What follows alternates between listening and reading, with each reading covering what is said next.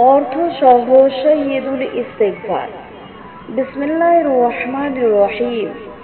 আল্লাহুম্মা আনতা রাব্বি লা ইলাহা ইল্লা আনতা খলাকতানি ওয়া আনা আবদুকা ওয়া আনা আলা আহাদিকা ওয়া ওয়াদিকা মাস্তাতাতু আউযু বিকা মিন শাররি মা সানাতু আবুউ লাকা বিনি'মাতিকা আলাইয়া ওয়া আবুউ লাকা বিযামবি ফাগফিরলি ফাইন্নাহু লা ইয়াগফিরুয যুনুবা ইল্লা আনতা।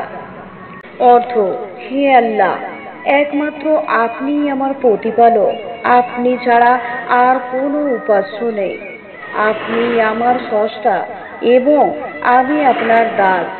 আমি আপনার সঙ্গে কৃত ওয়াদা ও অঙ্গীকারের উপর সাধ্য অনুযায়ী অটল ও অবিচল আছি।